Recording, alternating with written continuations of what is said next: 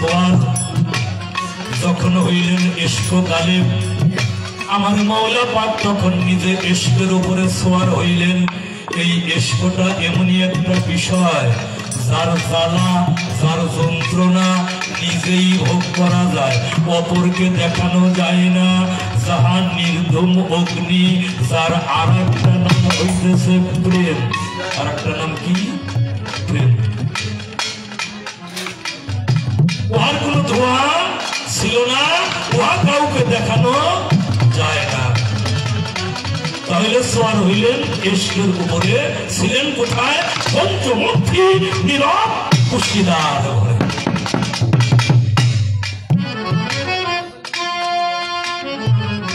কেন কথাটা তুললাম? এই কথাটা তোলার মানে আছে। এখানে আমার একটা কথা আমার বাবাদের কাছে থাকবে, কথাটা আগেই রেখে যাই, কথাটা আগেই বাবাদের কাছে রেখে যাই। মুহাম্মদ নবুয়তি পায়, আহা আলিফ হা দাল, আহা কয়টা অক্ষর লাগছে? 3 অক্ষর লাগছে। আলিফ হা দাল, আহা।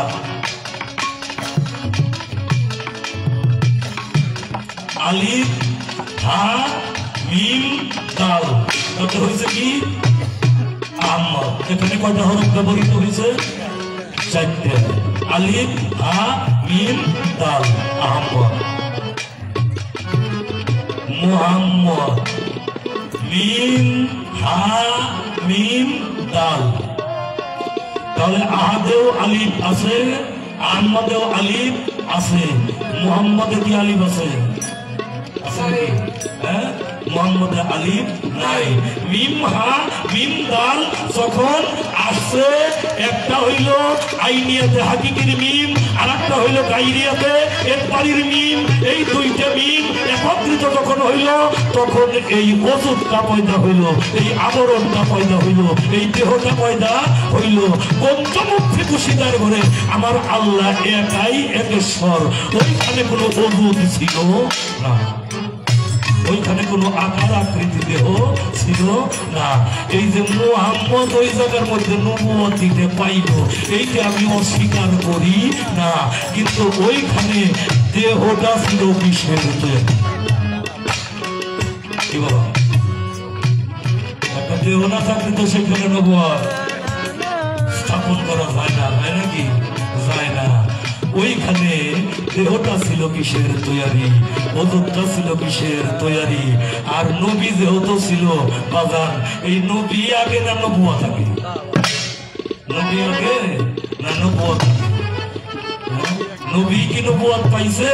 না, নবুয়ত পাইয়ে নবী হইছে। বিষয়টা কেমন? এইখানে এই জায়গার মধ্যে 2টা কথা রইল। তারপরে আপনি আমাদের 3টা করছেন, তো আমি আপনারা 3টাই করুন। একটু চিন্তা ভাবনা করার সময় আপনারে দিলাম।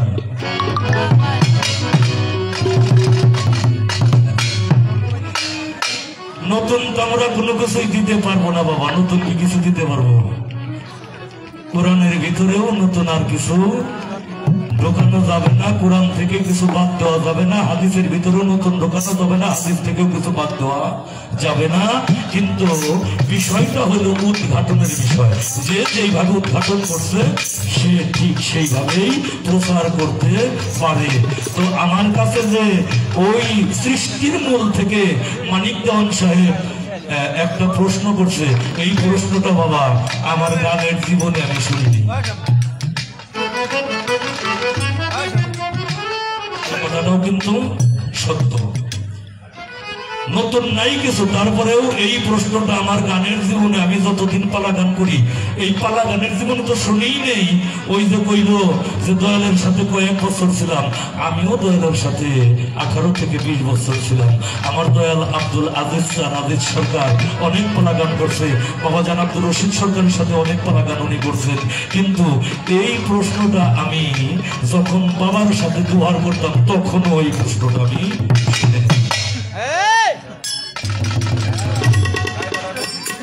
তাহলে কায়দাটা কেমন কায়দা করছে? এখন যে প্রশ্ন শুনে নিতে জবাবটা করুন কি? হ্যাঁ, শুনি নেই প্রশ্ন প্রশ্ন করে নাই তাই শুনি নেই, কিন্তু বাবা একটু সংগ্রহে ছিল, সংগ্রহের মধ্যে ছিল দেখে ভাষার একটু কায়দা আছে। এই প্রশ্নটার জবাব আগে বাবারা কই নেই, তারপরে আমি তোমার করতে যাবো।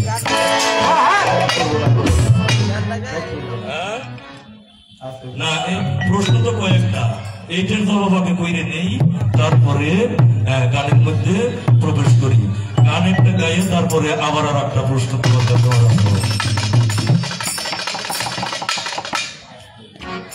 থানা আল হাকিকতুল হাকিকতে মুহাম্মাদিয়া। এই থানাটা কোন থানা? ফালা আল হাকিকত হাকিকতে মুহাম্মাদিয়া। এর বাংলা অর্থ কি? মুহাম্মদের মূল সত্তা। মুহাম্মদের কি মূল সত্তা? তাহলে মুহাম্মদ একজন আছে, মুহাম্মদ একজন ছিল, মুহাম্মদ একজন থাকবে।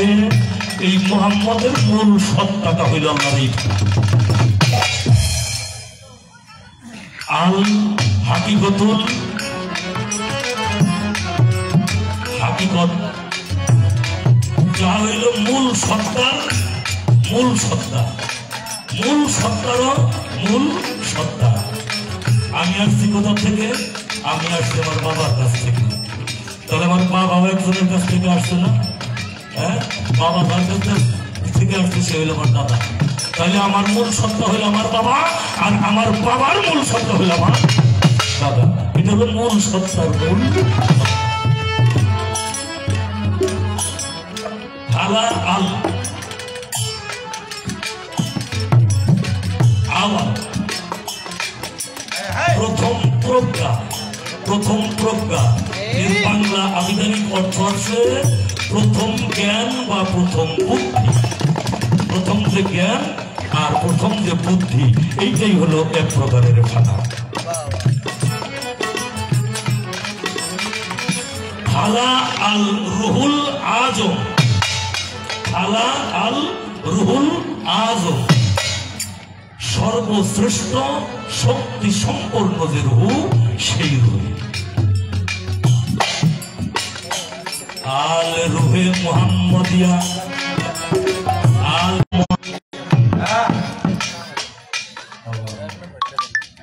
তাহলে এই জিকিরটাকে করে আমার মাওলা ৭০,০০০ পর্দা উত্তোলন করে দেখলেন, নূরে মুহাম্মদী সেজদায় পড়ে ওনার জিকির করতেছেন। এই জিকিরের কোনো জবাব আসে না। কেন আসে না? ওইখানে কেউ তখন ছিল না, একমাত্র আল্লাহ ছিলেন আর মুহাম্মদী নূরি সত্তা ছিলেন। যখন ডাকতে ডাকতে বেকার হয়ে গেল মুহাম্মদী সত্তাটা, আমার আল্লাহ বলে আমার পেয়ারে হাবিব আমাকে ডাকতে ডাকতে বেসুইন হয়ে গেছে, বেকার হয়ে গেছে। এইবার যদি আমি ডাকের জবাব না দেই, আমার বন্ধুদের অসন্তুষ্ট হয়ে যাবে। আল্লাহ নিজেই বললেন মুহাম্মদ রাসূল আল্লাহ সাল্লাল্লাহু আলাইহি। কি বলছেন? মুহাম্মদ রাসূল আল্লাহ। নবী আল্লাহ কিন্তু বলে নাই, নবী আল্লাহ বলে নাই। কেন বলে নাই? আল্লাহ জানেন এক সময় নবুয়তির পর্দা টানা হবে, নবুয়তির কর্মটা সমাপ্ত হবে, নবুয়তির কর্ম শেষে চিরপ্রবাহমান হিসেবে চলে আসবে বেলায়েত, যেইটা সিনামা সিনা কিয়ামত পর্যন্ত থাকবে সৃষ্টি থেকে। তাই আল্লাহ বলেন আমি প্রত্যেকটা গোত্রের মধ্যে যার যার নিজ নিজ ভাষায় রসুল প্রেরণ করিয়াছি। যার যার নিজ নিজ ভাষায় কি প্রেরণ করছি? রসুল প্রেরণ করিয়াছি। মুহাম্মদ সাল্লাল্লাহু আলাইহি ওয়াসাল্লাম শেষ গ্রন্থ, এরপরে আর কোনো গ্রন্থ আসবে না। জান্নাত কালামে পাক কোরআনে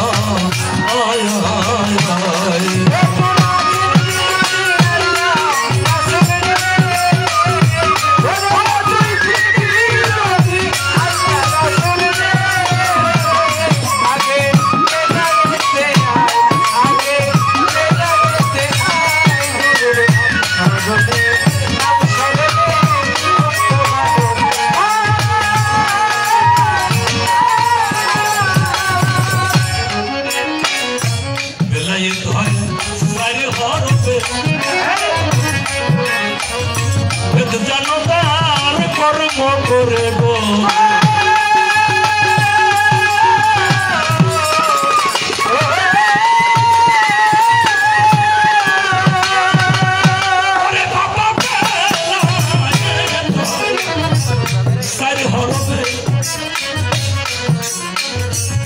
জনতার করব করে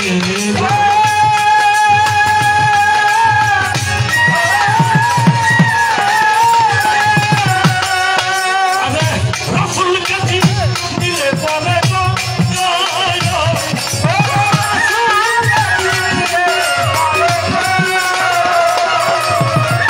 আরে আমার রসুল কাছে দিলে পরে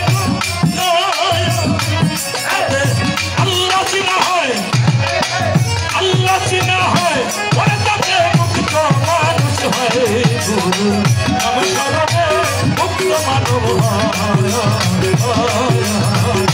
আরে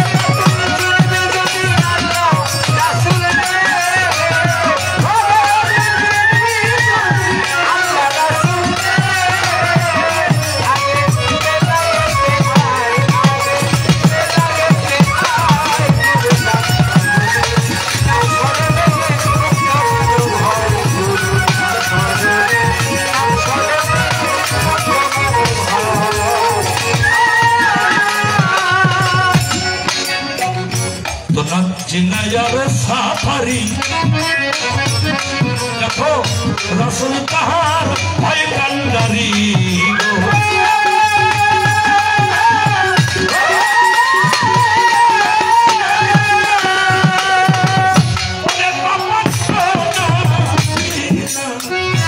আর সাফারি আমার রসুল তাহার ভাই কান্ডারি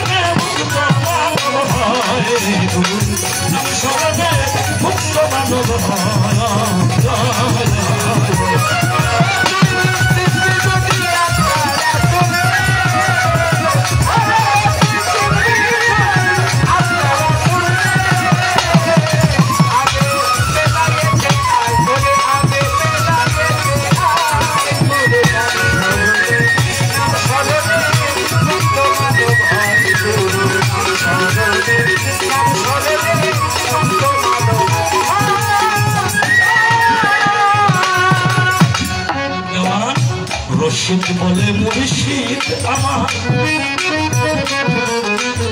আরে বাজান তুমি আমার পারের কান্দার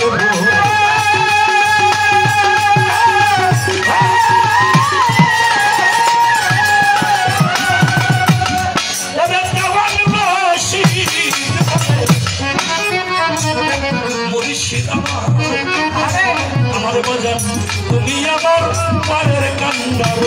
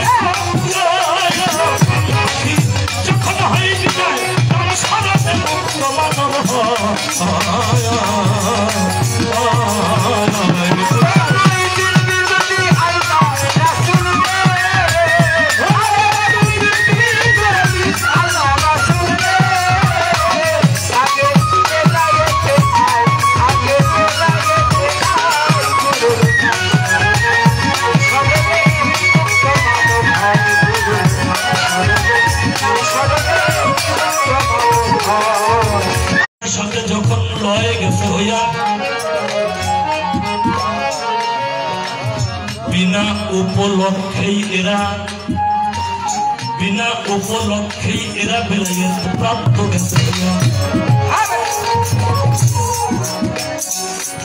জাহেরি এবং বাতিনি দুই প্রকারের ইবাদতের সমন্বয়ে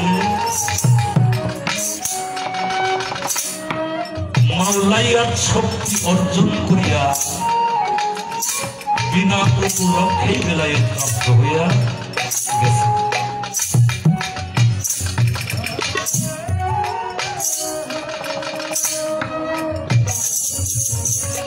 বেলায়েতে বিল্লাহ আশারাত, এই বেলায়েতটা এমন বেলায়েত ভাই, মাতার জাত ওলি যারা, তারা মাতৃগর্ভ থেকে এই বেলায়েতটা প্রাপ্ত হইয়া যায়। যারা মাতার জাত, আমার খাতা বাবা মঈনুদ্দিন চিশতি রহমাতুল্লাহ আলাইহি হাসান সঞ্জানি সুন্নাহ আত্মা, আমার বড় পীর আব্দুল কাদের জিলানী মাহবুবে সুবহানী কুতুবে রব্বানী গাউসে সঞ্জানি নূরে ইয়াজদারি রহমাতুল্লাহ, এরা মাতার জাত ওলি না।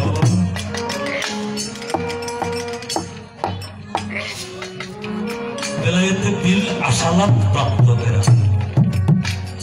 মাতার জাত ওলি হইছে কেমনে? ইতিহাসটা বাবা লম্বা ইতিহাস, এত লম্বা ইতিহাস বলা যাবে না। ওনার যিনি বাবা আবু সালে মুসা জঙ্গি,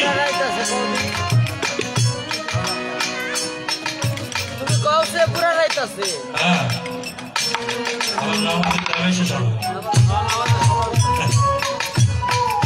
ওনার বাবার নাম কি? আবু সালে মুসা জঙ্গি রহমাতুল্লাহ আলাইহি। উনি কিন্তু আধ্যাত্মিক সাধনা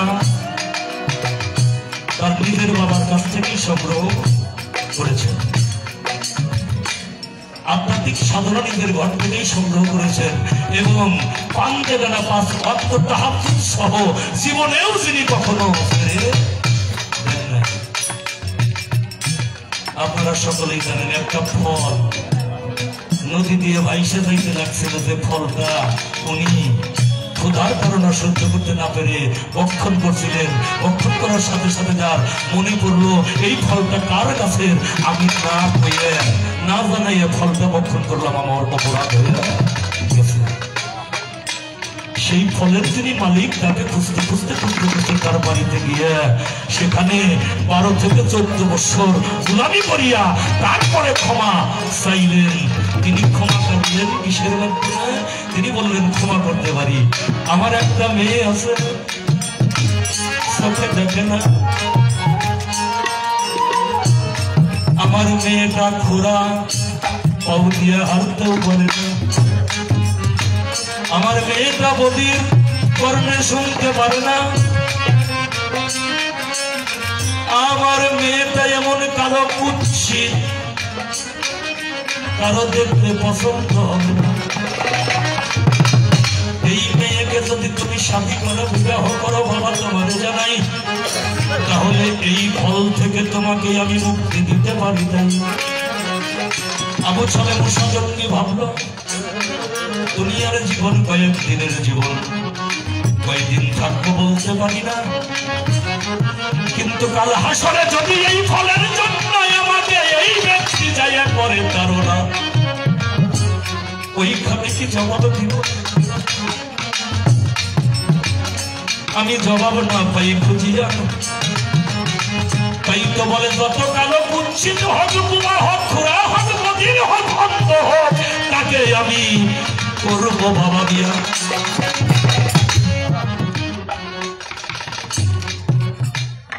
বাবা কেন?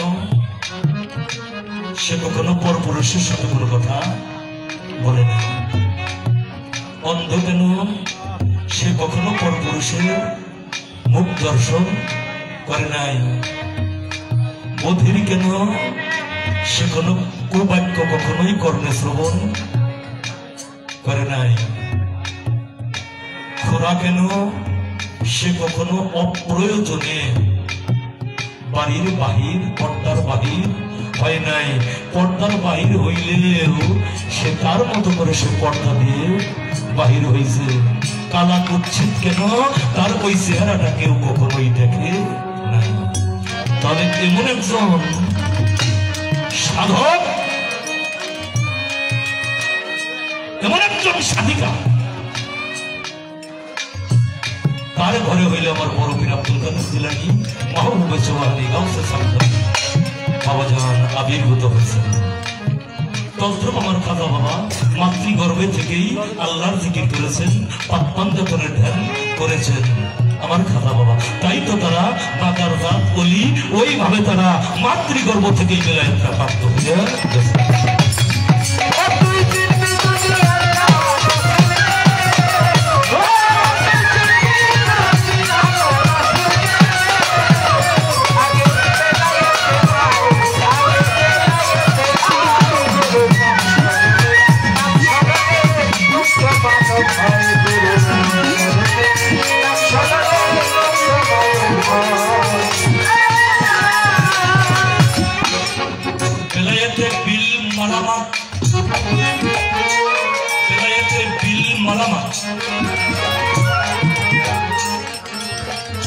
এই বেলায়েতটা নফসের পবিত্রের বিরুদ্ধে জেহাদে আকবর করিয়াতে জয় গেছে হইয়া, সেই ব্যক্তি এই বেলায়েতে বিল মালামাত বাবা প্রাপ্ত গেছে হইয়া, তাকেই বলা হয় বিল মালামাত। নফসের বিরুদ্ধে, প্রবৃত্তির বিরুদ্ধে, তাড়নার বিরুদ্ধে, মোহের বিরুদ্ধে, মায়ার বিরুদ্ধে, কামনার বিরুদ্ধে, বাসনার বিরুদ্ধে, ষড়রিপুর বিরুদ্ধে যেজন জেহাদ করেছে, জেহাদ করিয়া জয় লাভ করেছে, জেহাদে আকবর হয়ে গেছে, তার বিলায়েতে বিল মালামাত লাভ হয়েছিল এইবার বাবা। এই তিনটে করুন আমার হুজুরে পাক সাল্লাল্লাহু সালাতু ওয়া সালাম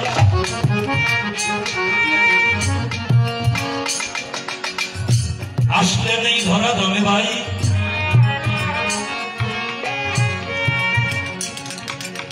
যখন মা আমেনার রেহেমে আসলেন, বাবারে আমি জানতে চাই এই রেহেমে আসার পরে না, আসার পরে না, যেখান থেকে শুরু হয়েছে সেখানে, এখানে আসার পরেও না, এখানে আসলেন তখনও না।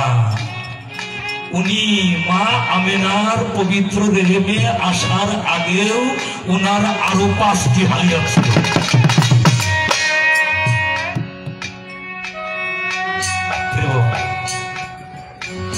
জানা দরকার না, উনি আকার নিয়ে আসলেন মা আমেনার রেহেমে 570 খ্রিস্টাব্দে 12ই রবিউল আউয়াল সুবহ সাদিক সম্মান। কিন্তু তার আগে ওনার আরো 5টি হালিয়া ছিল।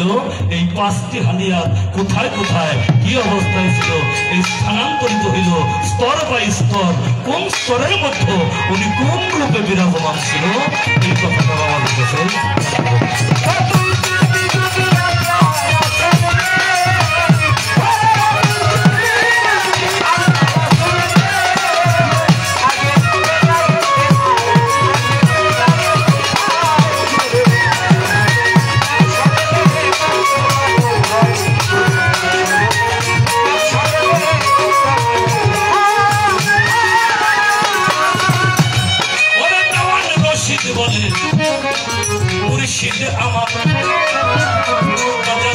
তুমি আমার পানের কান্নার গো,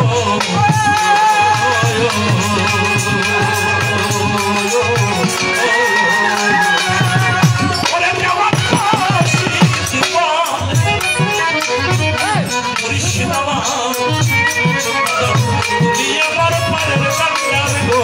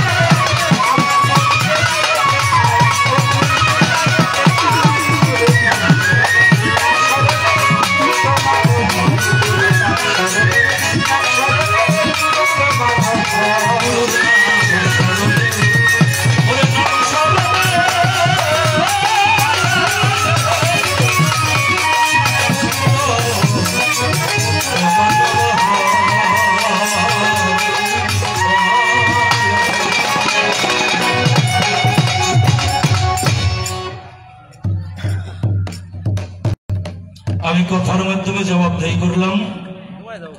এবার বেলায়েতের স্তর সম্বন্ধে আমার ভাবক কবি, সাধক কবি, ফিলোসোফার, দার্শনিক, আত্মার বিজ্ঞানী, মৃত্যুঞ্জয়ী মহাপুরুষ যিনি আলহাফ আব্দুর রশিদ সরদার আল সিস্তি নিজামী রহমতুল্লাহ, আমার বাবা জানার একটি কালাম রাখবো, আপনারা সময়ের দিকে লক্ষ্য রেখেন। আমি কি সাবধান চলাই যাবো না বাবার উঠুকার দিব, এসা বন্ধু চলাই যাবো। ওই বাগান ওইটা আবার কোনো কায়দা করবার পারবো না, এসা বন্ধু চলাই যাবে। আর কি আমাদের গানটা হলো মূলত বাবা সন্ধ্যার পরে, তারা হইলে একেবারে সারা গানের পরের থেকে, নামাজের পর থেকে শুরু করে, আর এই চিন্তা ভাবনা থাকে না।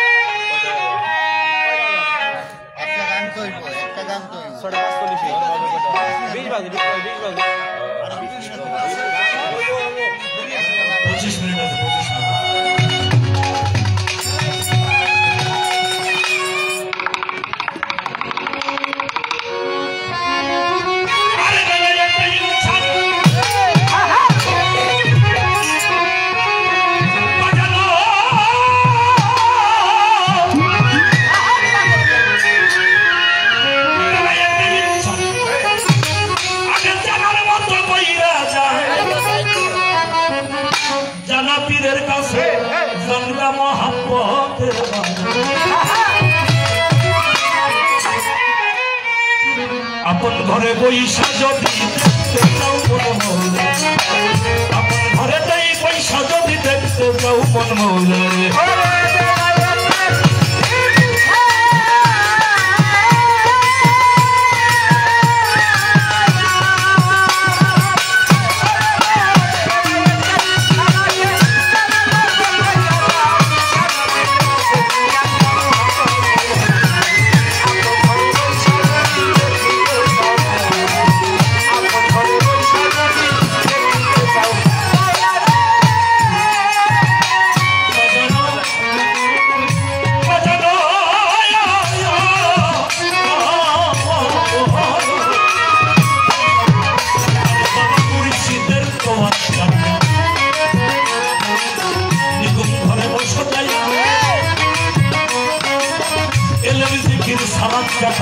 শিখাইবে তোমারে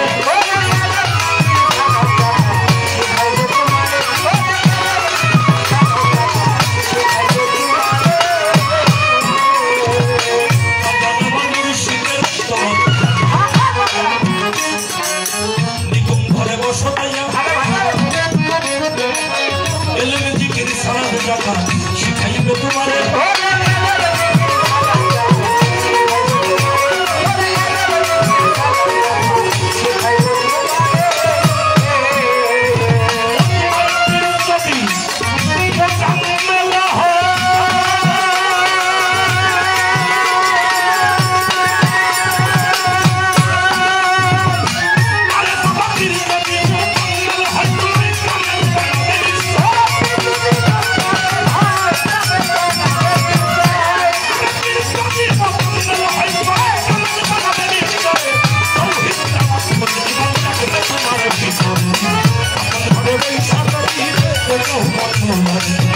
আপন ঘরে বৈশা যদি দেখতে যাও মন মৌলা,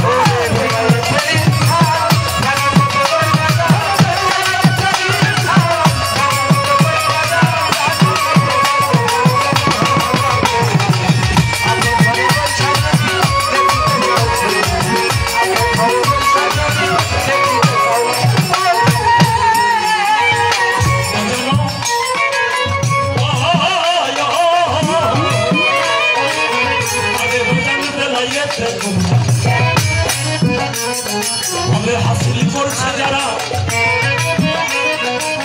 মজবুত থাকিয়া নিজের ইমানদার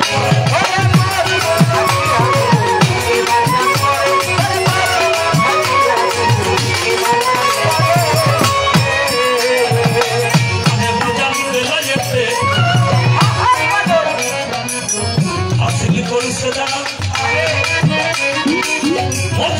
ডাকিয়া দিতে ইমানদার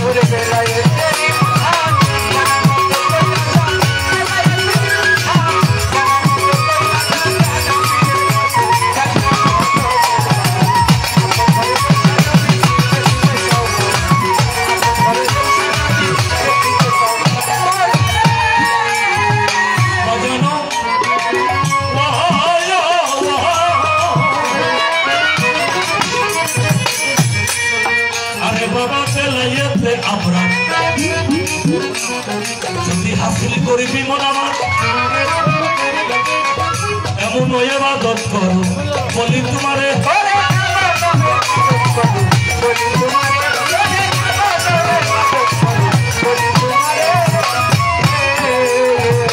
আরে বাবা বেলাইতে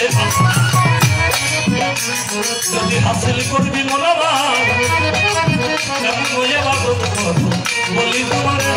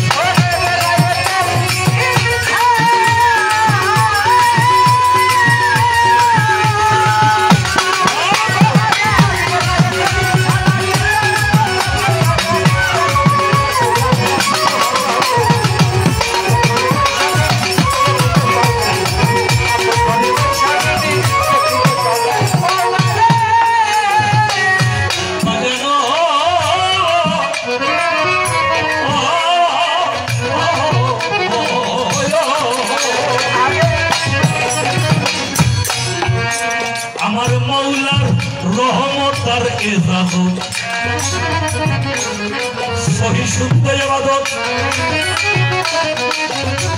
পররে মন কত পাখি আমি বলি তোমারে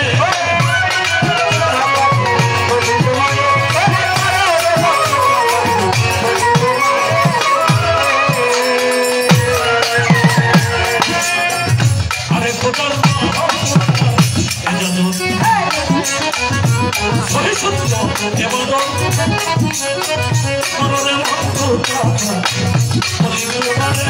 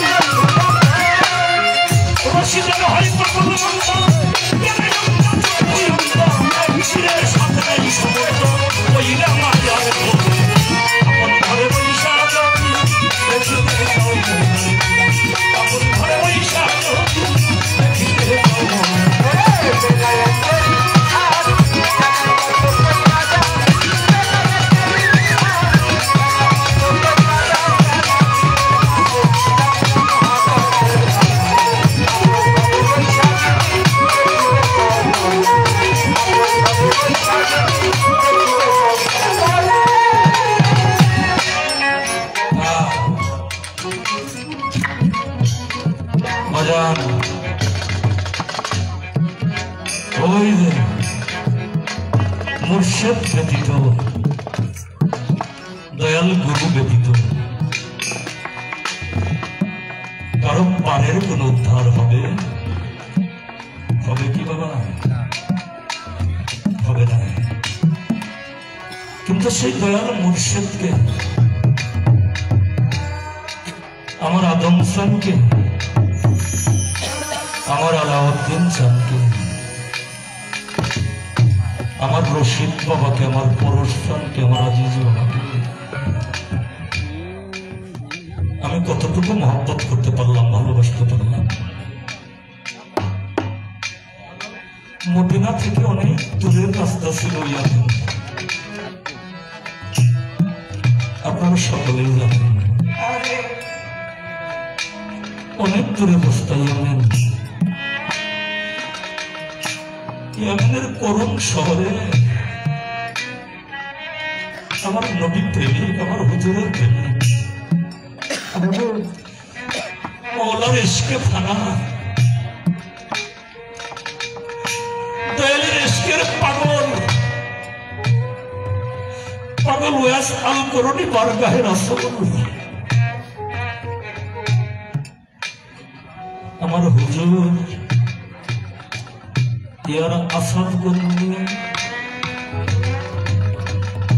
ভক্তবৃন্দ নিয়ে মজলিস করতেছিল। হঠাৎ করে কার কথা যেন হুজুরের মনে বইরে গেল। বাহিরেতে গেলেন হুজুর, কাউকে না বলিয়া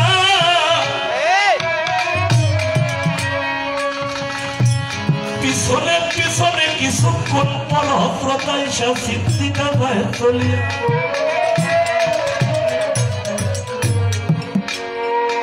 দেখে ইয়ামেনের দিকে আমার হুজুর দাঁড়াইয়া আছে, জামা মোবারকের বোতাম মোবারক খুলিয়া আমার হুজুরের বক্ষ মোবারকটা ওই ইয়ামেনের দিকে দিয়া রইয়াছে দাঁড়াইয়া। আয়েশা সিদ্দিকা কয়, হুজুর গো,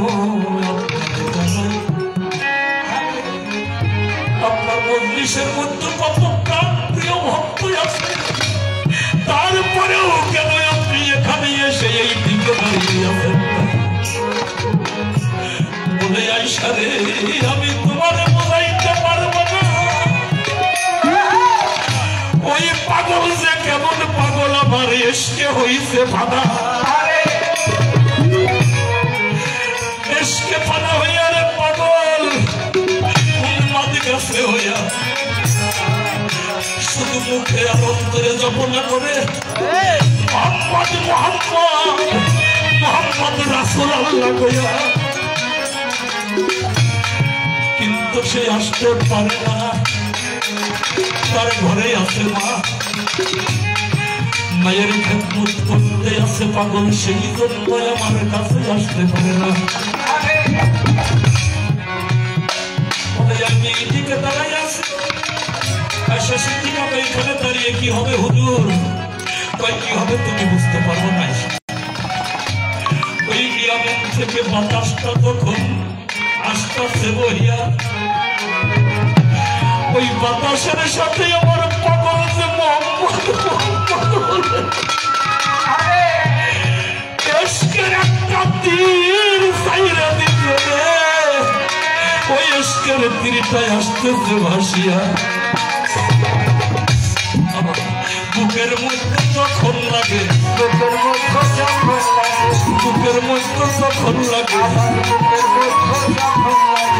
আমার একটু ভালো লাগে, বুকের মধ্যে যখন লাগে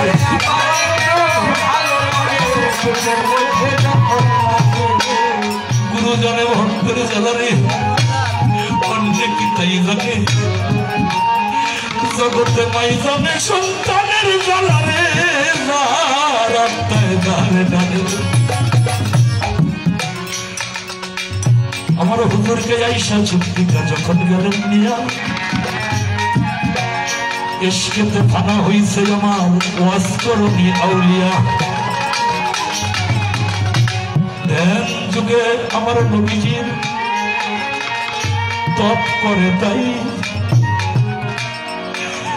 আর মনে মনে কন্তন করে চোখের জলে মুখ ভাষায় ওরে হুজুর কেহকালে মনে হয় তোমার আমি আর দেখতে পারলাম না তাই তুমি যদি একবার আমার দেখা দাও এই জগতে থাকিয়া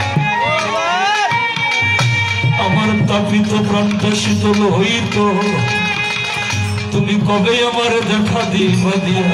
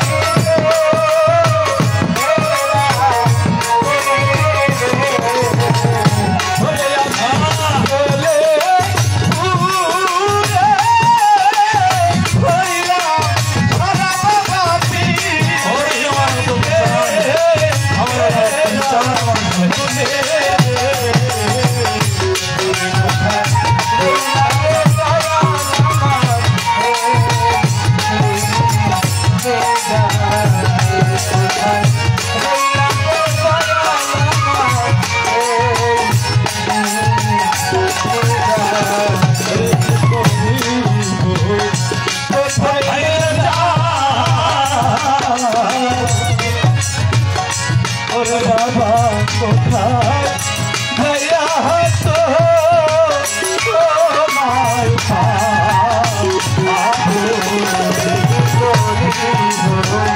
কোথায় রে যা আমি বাবা ভাইয়া তো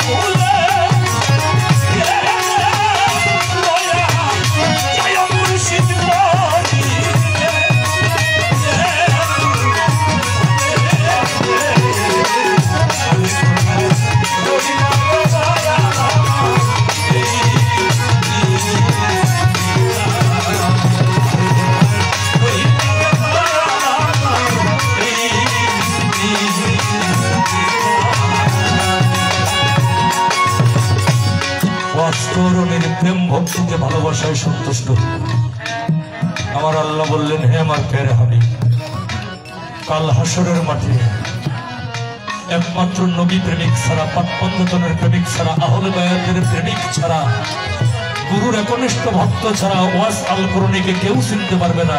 ৭০,০০০ ফেরেশতা রাখবো আমি কাল হাসরের মাঠে ওয়াস আল কুরআনীর রূপ ধারণ করে।